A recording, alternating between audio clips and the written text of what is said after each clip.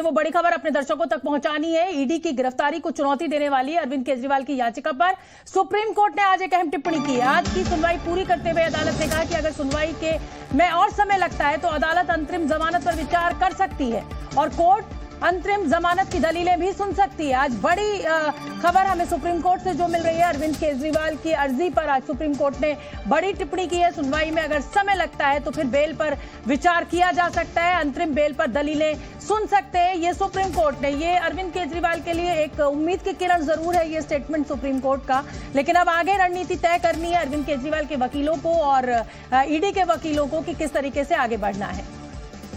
अरविंद सिंह, जी news संवाददाता मेरे साथ लाइव फोन लाइन पर जुड़ रहे हैं इसी बड़ी खबर पर। अरविंद, जल्दी से मुझे बताइए आज कोर्ट में क्या हुआ और इसको क्या अरविंद केजरीवाल के लिए एक उम्मीद की किरण माना जाना चाहिए? बिल्कुल बिल्कुल, एक बड़ी उम्मीद की किरण नजर आती है कोर्ट की टिप्पणी से अरविंद केजरीवाल के लिए, क्योंकि अरविंद केजरीवाल की जो याचिका है सुप्रीम कोर्ट में, उसमें उन्होंने अपनी गिरफ्तारी को चुनौती दी है। जमानत की मांग उन्होंने सुप्रीम कोर्ट से नहीं की है, हालांकि अंतरिम राहत के तौर पर उन्होंने रिहाई की मांग जरूर की है। और सुनवाई के दौरान पहले कोर्ट ने पूछा भी था कि आपने जमानत के लिए निचली अदालत का रुख क्यों नहीं किया, तो केजरीवाल के पक्ष के जो वकील थे उनका ये कहना था कि अगर गिरफ्तारी ही अवैध हो जाती है तो फिर सारी राहत का रास्ता उनके लिए खुलता है। लेकिन आज जब सुनवाई पूरी होने वाली थी तो कोर्ट ने ये कहा कि अगर इस केस की सुनवाई में वक्त लग रहा है, जैसा कि नजर भी आ रहा है, तो ऐसे में हम अंतरिम जमानत की मांग पर विचार कर सकते हैं। अंतरिम जमानत की अर्जी अभी पेंडिंग नहीं है, लेकिन कोर्ट ने यह कहा कि मंगलवार को जब दोनों पक्ष आए तो इस तैयारी के साथ आए कि अगर अंतरिम जमानत पर हम विचार करते हैं तो उनके पास पूरी तैयारी हो। और कोर्ट ने यह भी कहा कि दूसरा पक्ष यानी ईडी इस बात को लेकर के भी तैयारी करके आए कि अगर अंतरिम जमानत दी जाती है तो कौन कौन सी वो शर्तें होनी चाहिए जो कि अंतरिम जमानत के दौरान अरविंद केजरीवाल पर थोपी जाए। और कोर्ट ने कहा कि वो अगर अंतरिम जमानत पर विचार कर रहा है तो सिर्फ इस वजह से कि चुनाव नजदीक है, तो चुनाव के मद्देनजर हम अंतरिम जमानत पर विचार कर रहे हैं।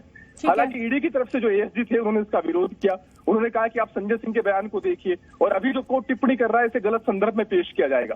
तो कोर्ट ने कहा कि हम कोई भी राय नहीं व्यक्त कर रहे, हम अंतरिम जमानत दे ही देंगे, हम ऐसा नहीं कह रहे हैं।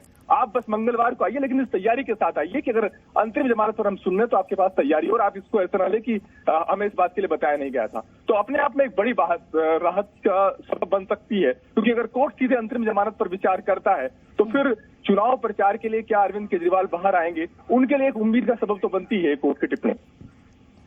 बिल्कुल, तो बड़ी जानकारी देते हुए जी न्यूज संवाददाता अरविंद, और अरविंद केजरीवाल के लिए ये एक बड़ी उम्मीद की किरण आज मानी जा सकती है। सुप्रीम कोर्ट ने कहा है कि हम ये नहीं कह रहे हैं कि हम बेल दे देंगे, लेकिन हाँ, अगर मंगलवार को चुनाव को देखते हुए इस और हम बढ़े तो आपकी तैयारी पूरी होनी चाहिए, अंतरिम बेल पर दलीलें सुन सकते हैं, ये सुप्रीम कोर्ट ने कहा है। केजरीवाल की अर्जी पर आज सुनवाई पूरी हुई है और बड़ी टिप्पणी सुप्रीम कोर्ट के द्वारा की गई है और सुप्रीम कोर्ट ने कहा है कि मंगलवार को जब आप आए तो तैयारी के साथ आए। हालांकि ईडी के वकीलों के द्वारा इसका विरोध किया गया है, लेकिन अब देखिए किस तरफ ये केस आगे बढ़ता है, क्योंकि अब अगली सुनवाई जो है मुझे लगता है वो मंगलवार को होगी। एक बार जल्दी से आप इस खबर को समझ लीजिए। केजरीवाल की अर्जी पर अब सुप्रीम कोर्ट ने ये कहा है कि सुनवाई में समय तो बेल पर विचार संभव।